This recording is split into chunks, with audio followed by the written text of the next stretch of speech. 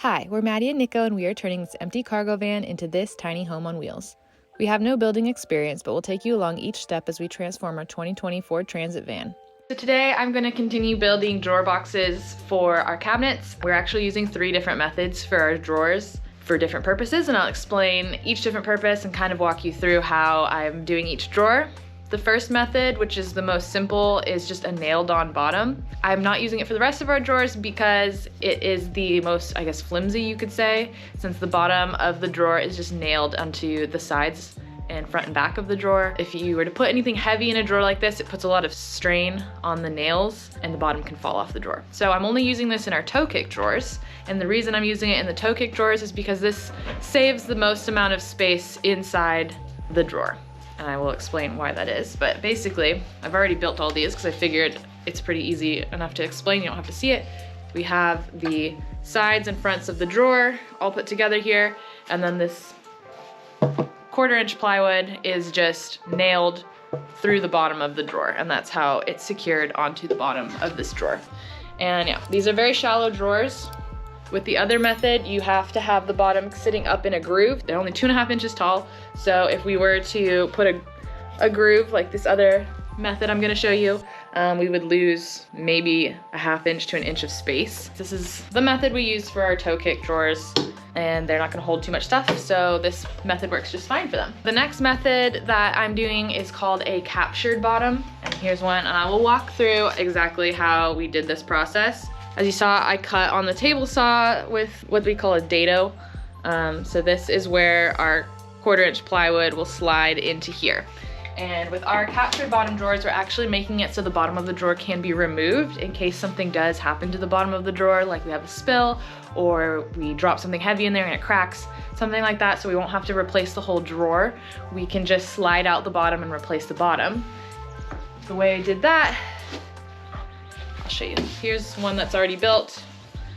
There's grooves there, but as you can see in the back, the plywood in the back of the drawer sits right here, so we can slide it out if need be.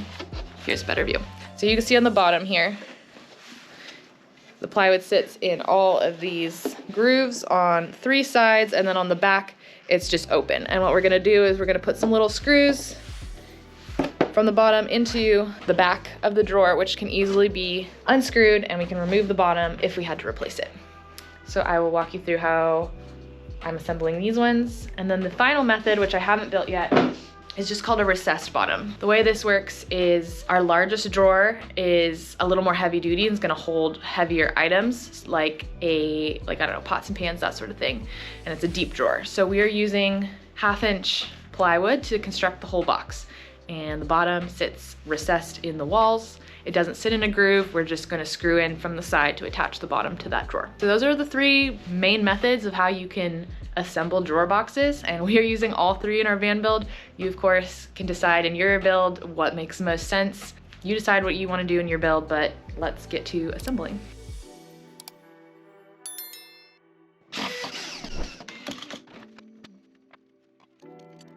We are using a square clamp and regular bar clamps to assemble our drawer boxes. The sides are held together with wood glue and pocket hole screws, and the 1/4-inch plywood slides right into the grooves we cut earlier.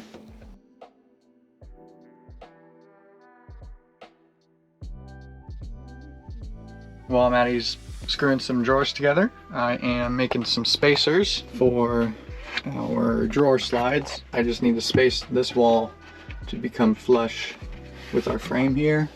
So I actually took some leftover butcher block that we had and cut them up. So we're just gonna screw this in, and then this is what the drawer slide will mount onto.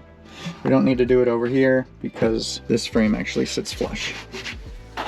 So last night, Maddie and I watched a couple YouTubes about how to efficiently put on drawer slides, because we've got a decent amount to do. And one channel had a good way to do it, so I'm gonna copy it. First, I cut a piece of wood the exact width of the drawer slide, like that. So when you line up your drawer slide onto the jig, it perfectly matches this piece. And the reason behind that is we're gonna mark this piece of wood with the holes, so it can be used on either side, and you know that the holes are right in the center, so when you go on this side and then this side and actually mount your drawer slides, they'll be perfectly in line with each other. The next step is to just grab a smaller piece of wood, and you want to make sure this is a perfect right angle. So get out your square and then line it up, maybe clamp it down. I just sent some brad nails through it so it can't move at all. And then the next step is you take your slide, and we're gonna use the holes with the little tab on them. And the reason behind this is if there's any discrepancies between our drawer spacing and these tabs can just slightly bend out and then make your gaps nice and even. So I'm just gonna mark the holes. And the next step is drill a hole through those. And then we're gonna put a screw through those holes and have the point just stick out a little bit. So when we put this in our cabinet carcass, we can line it up and then hit it with a hammer, and then that marks where we drill. Okay, so here's the jig in action. Now what you do is you take the T part and set it on the frame. That makes it nice and square. And since I have screws in here, I can just hit this, which will leave marks on my wood here.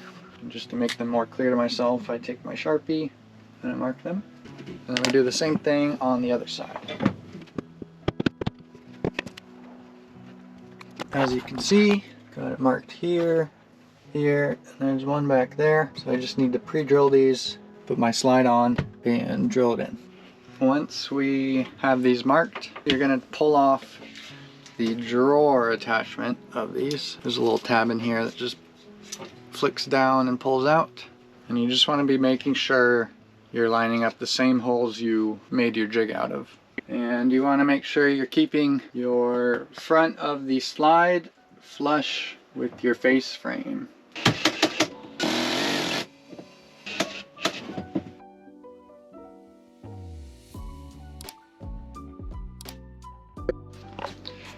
So another thing we learned last night watching YouTube about drawer slides is when you put in your drawers, you want to start at the bottom and go up. If you work your way up, you're always going to have a clear sight of your next slide. I'm about ready to get our big drawer right here. And what I've done is I've measured a spacer so the box can sit up on top of these, and I can then deal with these just so they're nice and square with each other.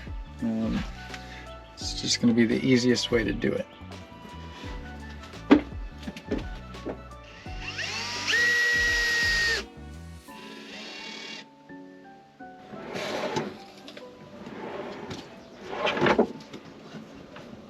So we just did this one, and the way we did it was, we're doing it here. So I have a piece of cardboard here which acts as our spacer. So that's sitting underneath the drawer. And then I take this, we line it up there. So I take my square and line up the lines, line up this line.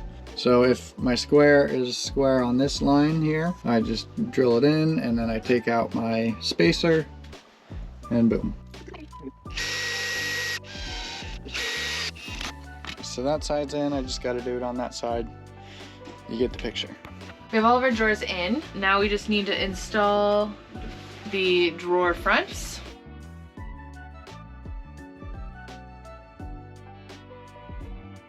We are just using a few small loops of duct tape to stick the drawer face onto the drawer box. I'm using a piece of cardboard as a spacer to keep the drawer face from rubbing against the neighboring cabinet door. So now that I have all of the drawers in place where I like them, they're just held on with the duct tape right now, I'm gonna screw them in from the back. So I'm gonna start with the bottom one. So I gotta slide these out. Okay, it's kind of a tight space, but I'm gonna use a clamp.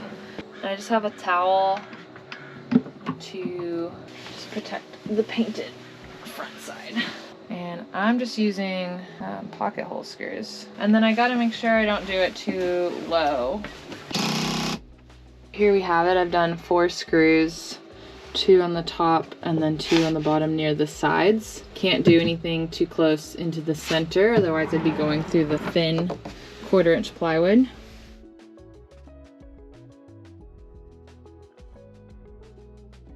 So today I am going to put together our pantry drawer. It's similar to our other drawers. It and how it goes together. I'm building a drawer box, but it just is open on two sides and it has shelves in it. So I'm gonna go ahead and assemble that now and we'll get it installed in the van.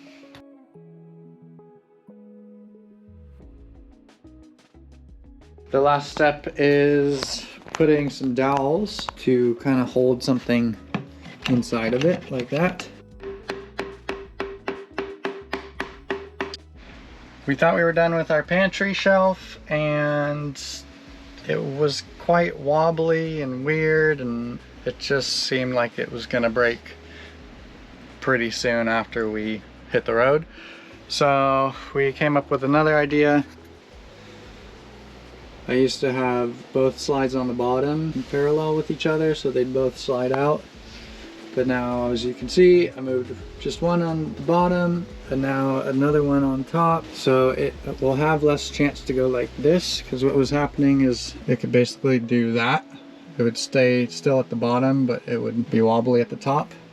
So this top rail should stop that. We're just hoping it's strong enough. These probably aren't the right slides, but it's what we had, so we're trying to make them work. When it does come fully out, it does kind of want to go like that a little bit, but we don't mind that much. It's all right. Especially if it's in further, it's a little bit more stable. So then, yeah, there we go. We've already loaded it up with some essentials, a lot of tomato stuff, and wine. Okay, here's what our finished cabinets all look like. Just a couple things that we didn't show while we were building them. First off, these latches. Here's our pantry full of stuff. All of our lower cabinets are using these latches that we'll have linked below, whereas our upper cabinets are all held in place by magnets. I will say that I prefer the magnets that hold the upper cabinets just because it holds the doors a little bit more steady. However, I'm not sure if magnets would work for the lower cabinets just because some of these drawers are super heavy, especially like this drawer and the pantry drawer. We also have down below, we have little toe kick drawers. We have 3 of them, one under here, one under these drawers, and then another under the fridge cabinet. These are great for storing things like our cutting boards and pans and that sort of thing. So they're just installed just as normal drawers like the rest of them. However, they have these little top of the drawer handles on them. The lessons learned for this video is that we wish that we had installed all of the drawer slides before putting the cabinets in place. I kind of touched on that in our lower cabinets part 2 video, but it just would have been easier. That's why we don't have a lot of videos of us getting down in here and trying to like install the toe kick drawers, because you just wouldn't have been able to see anything. Nico was just laying on the ground trying to get a drill under here, and it just wasn't very fun. So if you're doing toe kick drawers especially, I would make sure you install those slides before putting your cabinets in place in the van. Even for just regular drawers, it would just be easier to have these in a bigger space where you can move them around more. Another lesson learned is that we wish that we had planned this to have 4 drawers instead of this large drawer at the bottom. Each drawer kind of consecutively gets bigger. I wouldn't go any smaller on this drawer really, but maybe this space I would have just divided into 3 smaller drawers. Thank you for watching this video. Please give us a comment down below if you have any questions or just to give us any feedback on our videos. Let us know if you liked it. Subscribe to our channel, turn on the notification bell so that way you get alerted when we have new videos coming out, which will usually be on a Sunday. And I hope you have a good one.